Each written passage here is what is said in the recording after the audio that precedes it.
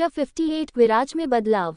Real world में अभिमन्यु की मां मिसेज भुवन, जो अभिमन्यु के पिता भुवन बलराज के गलत काम की वजह से अपना घर छोड़कर चली गई थी जब अभिमन्यु करीब 5 साल का था, उसी समय मिसेज भुवन बिना डाइवोर्स लिए ही अपना घर छोड़कर चली जाती है।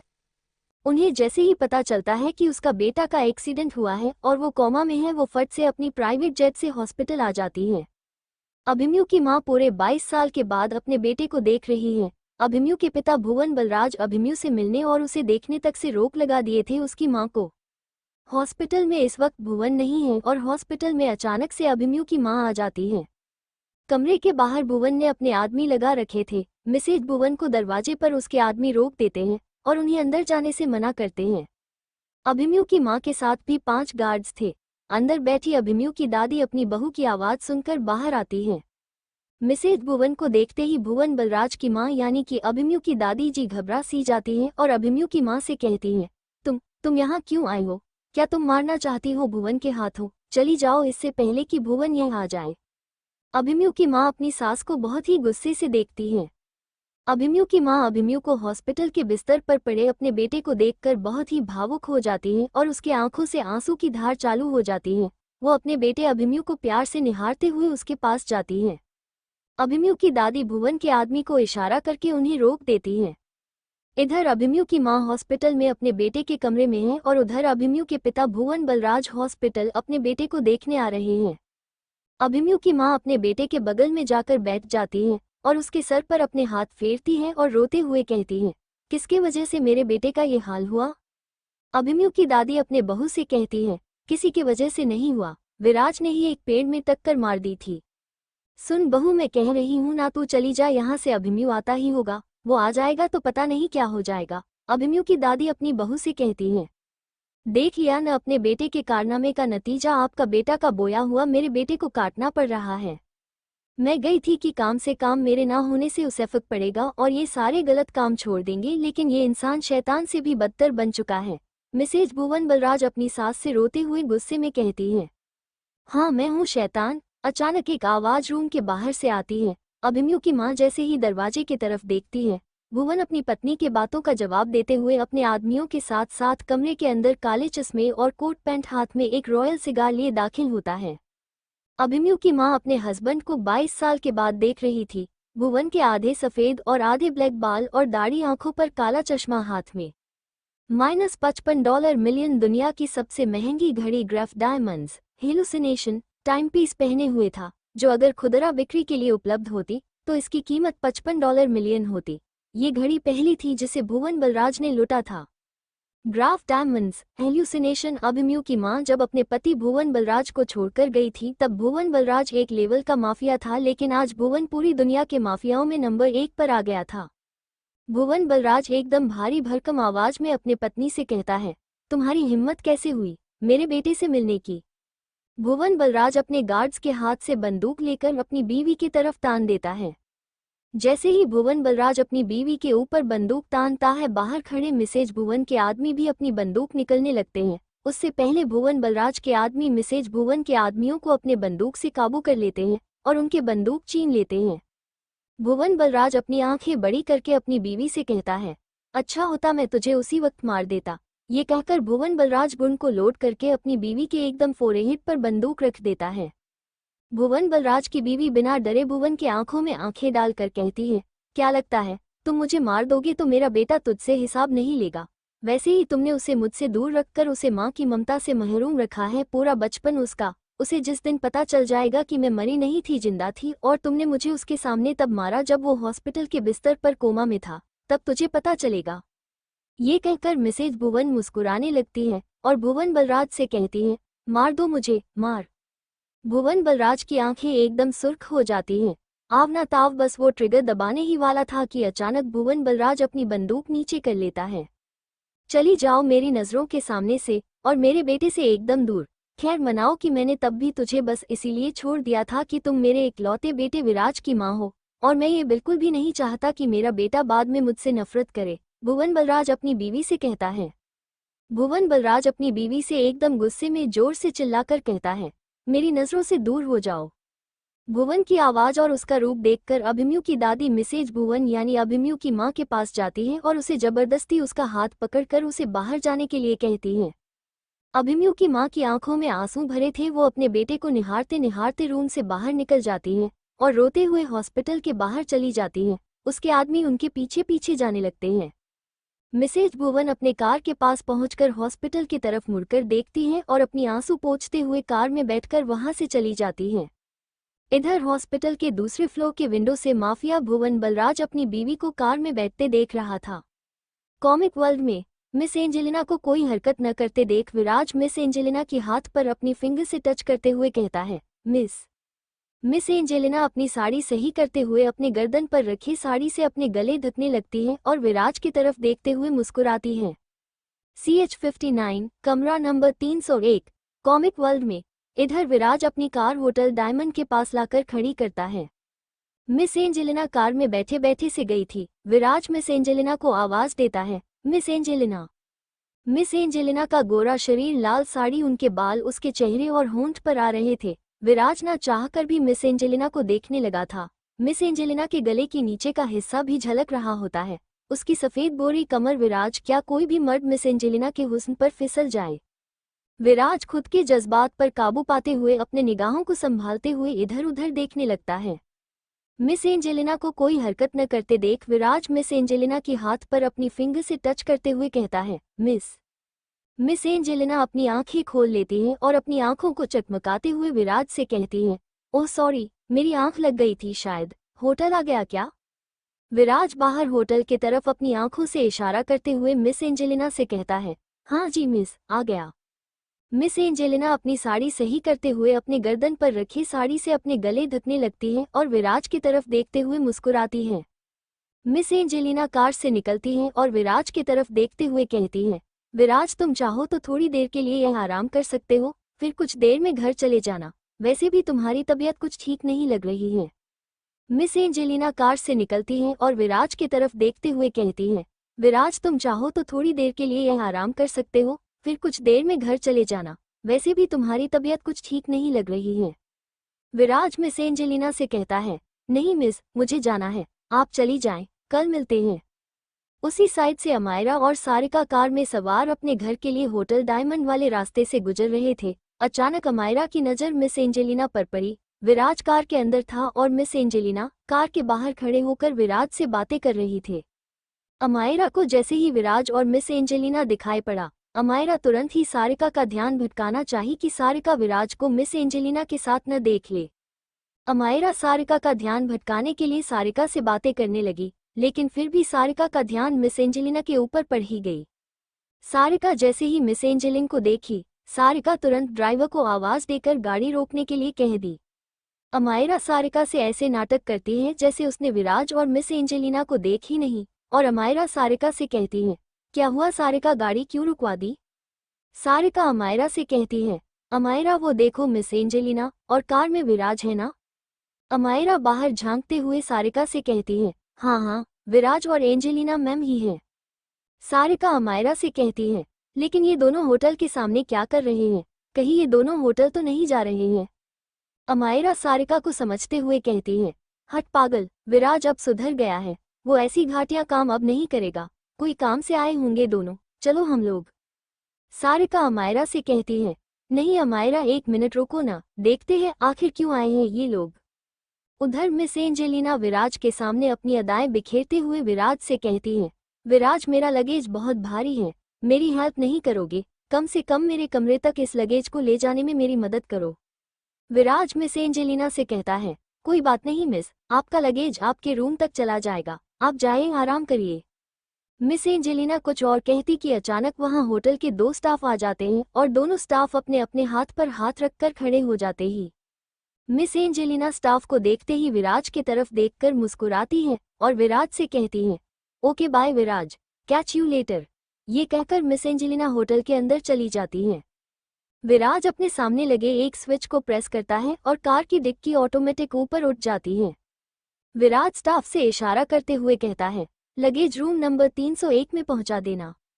स्टाफ लगेज को निकालकर अंदर चले जाते हैं और विराज अपनी कार स्टार्ट करके वहां से अपने घर के लिए निकल जाता है। वहीं कुछ दूर से अमायरा और सारिका विराज पर नजर रखी हुई थी। विराज को मिस एंजेलिना को होटल छोड़कर जाते देख अमायरा विराज से कहती है, देखी न सारिका, मैंने कहा था कोई और बात होगी। खामोखा अच्छा भला लड़का लगता है ये, और मुझे पक्का लगता है कि मिहिर की गर्लफ्रेंड का भी कत्ल इसने नहीं किया होगा। सारिका बस अमायरा की बातें खामोशी से सुनती है, बिना कुछ कहे। अमायरा ड्राइवर से गाड़ी बढ़ाने के लिए कहती है और ड्राइवर कार को सारिका के घर की तरफ मोड़ लेता है। अमायरा ड्राइवर से गाड़ी बढ़ाने के लिए कहती है और ड्राइवर कार को सारिका के घर की तरफ मोड़ लेता है। कुछ ही देर में अमायरा की कार त्रिलोक नगर में एंटर करती है। लोग बस अमायरा की कार की तरफ देखने लगते हैं, ऐसे जैसे कि पहली बार इतनी महंगी कार उन्होंने इतने करीब से देखा है। जैसे ही कार सारिका के घर के पास रुकता है, मोहल्ले के बच्चे और बड़े सब कोई अमायरा की कार के पास आ जाते हैं। सारिका सभी से कहती है, प्लीज आप लोग इनकी कार को जाने का रास्ता दीजिए। अमायरा कार के अंदर से सारिका को देखकर मुस्कुरा रही होती है। सारिका अमायरा के पास आकर अमायरा से मुस्कुराते हुए कहती है, देखना अमायरा, मैं बस इसीलिए ही उस दिन विराज को कार इतने अंदर नहीं लाने दी थी। सारिका अमायरा के पास आकर अमायरा से मुस्कुराते हुए कहती है, देखना अमायरा, मैं बस इसीलिए ही उस दिन विराज को कार इतने अंदर नहीं लाने दी थी। अंदर से सारिका की मां मोहल्ले के लोगों की शोर सुनकर बाहर आती है। अपनी बेटी सारिका को देखकर कहती है, अरे बेटा सारिका, तुम कब आई और ये सब क्या है? सारिका की मां कार की तरफ देखते हुए सारिका से कहती है। अंदर से सारिका की मां मोहल्ले के लोगों की शोर सुनकर बाहर आती है। अपनी बेटी सारिका को देखकर कहती है, अरे बेटा सारिका, तुम कब आई और ये सब क्या है? सारिका की मां कार की तरफ देखते हुए सारिका से कहती है। सारिका अपनी मां को अमायरा की कार के पास लेकर आती है और अमायरा से कहती है, मां ये अमायरा है, मेरी दोस्त, जिसके यहाँ उस दिन मैं पार्टी में गई थी ना, इसी की एंगेजमेंट थी। सारिका की मां अमायरा को देखकर मुस्कुराती है और सारिका अमायरा से कहती है, ये मेरी मां है। सारिका की मां सारिका से कहती है, अरे तो इसे घर के अंदर बुलाओ। सारिका की मां सारिका से कहती है, अरे तो इसे घर के अंदर बुलाओ। सारिका अमायरा की तरफ देखती है और वहां लगे बच्चों के भीड़ की तरफ देखती है और अमायरा से कहती है, मां मैं इसे नहीं बोलूंगी अंदर आने, क्योंकि ये देख रही ना इन लोगों की भीड़, और कहीं ऐसा न हो हम लोग अंदर गए और बच्चे इसकी कार में स्क्रैच कर दे। सॉरी अमायरा, तुम अभी जाओ। अमायरा मुस्कुराते हुए अपनी ड्राइवर की तरफ देखती है। ड्राइवर समझ जाता है कि उसे अब चलना है, कार स्टार्ट करके वहां से निकल जाता है। पीछे पीछे मोहल्ले के बच्चे भी कुछ दूर तक अमायरा की कार देखते हुए भागे। इधर सारिका अपनी मां से कहती है, फिर किसी और दिन मैं अमायरा को लेकर आ जाऊंगी मां, उसकी कार उधर ही पार्क करनी पड़ेगी, इन शरारती बच्चों की नज़र से दूर। शाम के 5 बज चुके थे। इधर विराज अपने घर पहुंच चुका था। विराज अपने बालकनी में बैठे हुए अमायरा को याद कर रहा होता है। अमायरा भी कुछ ही देर में अपने घर के अंदर दाखिल होती है। अमायरा अपने बैग हॉल में रखे टेबल पर रखती है और अमायरा डाइनिंग हॉल की तरफ बढ़ती है। इतने में अमायरा के दादाजी अमायरा को आवाज देते हैं, अमायरा। अमायरा अपनी दादाजी की बात सुनते ही अपने दादा के पास जाती है और अपने दादा से कहती है, जी दादाजी बोलिए। अमायरा के दादाजी अमायरा से कहते हैं, कैसी हो अमायरा बेटा? जी दादाजी मैं ठीक हूँ, अमायरा अपने दादाजी से कहती है। विराज कॉलेज में मिला था क्या आज? उसने तुम्हें तंग तो नहीं किया ना? दादाजी अपनी आवाज भरी करके अमायरा से कहते हैं। नहीं दादाजी, न मैं उससे मिली और न ही विराज मुझसे मिला, अमायरा अपने दादाजी कहती है। ठीक है जाओ बेटा खाना खाओ तुम, और अगर कभी भी तुम्हें वो छिछोरा इंसान तंग करता है तो मुझे जरूर से बताना, दादाजी अमायरा से कहते हैं। जी दादाजी, मैं जरूर आपसे कहूंगी। ये कहकर अमायरा डाइनिंग हॉल की तरफ की जाती है। खाना खाकर अमायरा अपने कमरे में चली जाती है। कुछ ही घंटे में कॉमिक की दुनिया में अंधेरा छा जाता है, मतलब कि रात हो जाती है। अमायरा अपने बेड पर दोनों पैर फैलाए पीठ को बेड से टिकाए अपने हाथों में एक किताब लिए पढ़ रही होती है।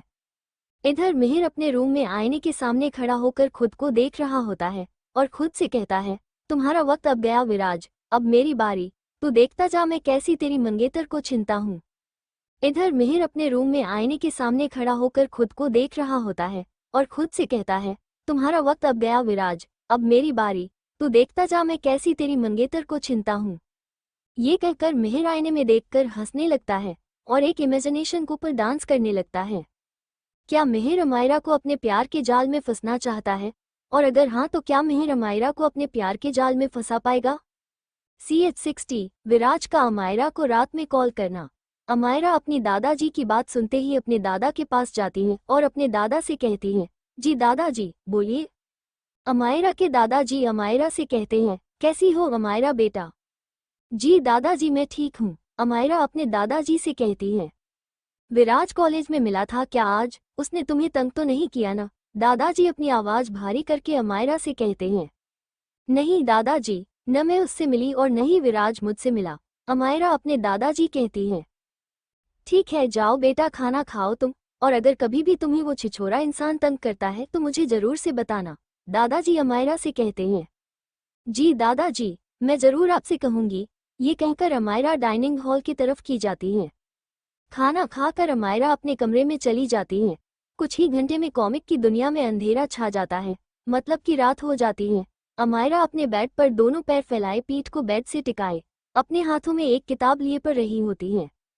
इधर मिहिर अपने रूम में आईने के सामने खड़ा होकर खुद को देख रहा होता है और खुद से कहता है, तुम्हारा वक्त अब गया विराज, अब मेरी बारी, तू देखता जा मैं कैसी तेरी मंगेतर को छिनता हूँ। ये कहकर मिहिर आईने में देखकर हंसने लगता है और एक इमेजिनेशन कपल डांस करने लगता है।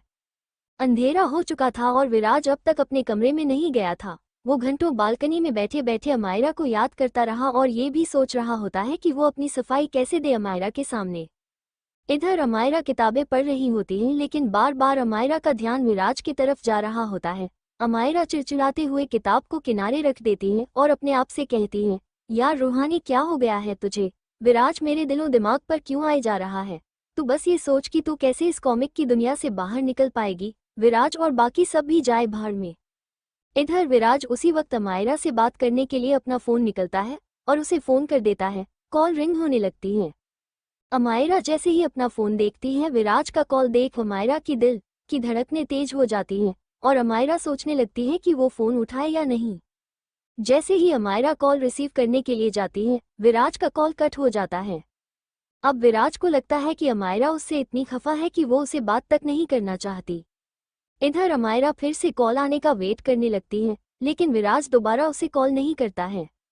विराज जैसे ही अपना फोन नीचे रखता है उसकी माँ पीछे से बालकनी में आ जाती है। विराज की माँ विराज के कंधे पर रखती है। अचानक से विराज उठ खड़े हो जाता है और विराज अपनी माँ से कहता है, माँ आप फिर ऊपर आ गई, आप क्यों सीढ़ियाँ चढ़ती हो। विराज की माँ विराज से कहती है, बस अपने बेटे से मिलने के लिए आ गई मैं, तू तो कॉलेज से कम आया, लंच किया भी कि नहीं, तुम मुझसे थोड़ी न मिले तो मैं ही आ गई तुमसे मिलने। विराज अपनी माँ की बात सुनकर अपनी माँ को गले लगा लेता है। विराज की माँ विराज से कहती है, बेटा तू अब तक परेशान है न अमायरा को लेकर, क्या तुमने अमायरा से बात नहीं की आज, क्या तुम अमायरा से माफ़ी नहीं मांगे।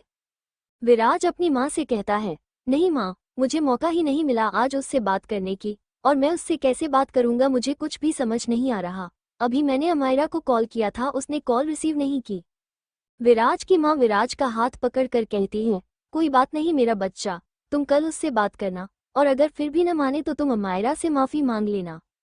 विराज अपनी माँ से कहता है, ठीक है माँ।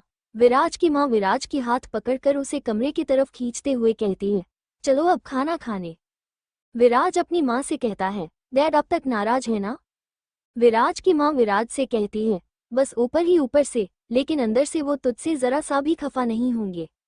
विराज अपनी माँ की बात सुनकर मुस्कुराते हुए अपनी माँ का हाथ जोर से पकड़कर नीचे चला जाता है। विराज और उसकी माँ जैसे ही डाइनिंग टेबल पर खाना खाने के लिए बैठते हैं, विराज के डैड भी खाना खाने के लिए पहुंचते हैं। अचानक विराज को बैठे देख गुस्से में अपनी पत्नी से कहते हैं, इससे कह दो कि ये मेरी नज़रों से दूर चला जाए, मैं तब तक इसे माफ़ नहीं करूंगा जब तक ये अमायरा को मेरी बहू नहीं बनाएगा। ये कहकर विराज के डैड वहां से अपने कमरे की तरफ वापस चले जाते हैं।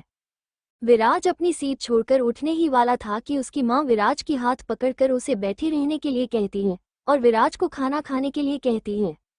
विराज की माँ विराज एक सामने प्लेट में खाना अपने हाथों से सर्व करती है और विराज से कहती है, तुम खाना खाओ, थोड़े नाराज है तुम, फिक्र मत करो, मैं देखती हूँ। ये कहकर विराज की माँ अपने कमरे में अपने पति के पास चली जाती है। इधर विराज अपनी सर झुकाए खाना खाने लगता है। खाना खाकर विराज अपने माँ बाप के कमरे की तरफ जाता है और अपनी मॉम से गुड नाइट कहकर अपने कमरे में चल जाता है। उधर अमायरा भी विराज की कॉल का इंतजार करते करते सो जाती है। रूहानी की एक और सुबह कॉमिक की दुनिया में सूरज की हल्की पीली किरणें खिड़की से होते हुए अमायरा के हसीन चेहरे पर पड़ती हैं। अमायरा की आंखें सूरज की किरणों के कारण लिबलिबाने लगती हैं। अमायरा अपनी आंखें मलते हुए अंगड़ाई लेते हुए उठती है। हर दिन की तरह अमायरा सुबह उठते ही हॉट कॉफी पीकर मेडिटेशन योगा करने के बाद नहाती है और नाश्ता करके कॉलेज के लिए तैयार हो जाती है। Thank you for 500 subscribers.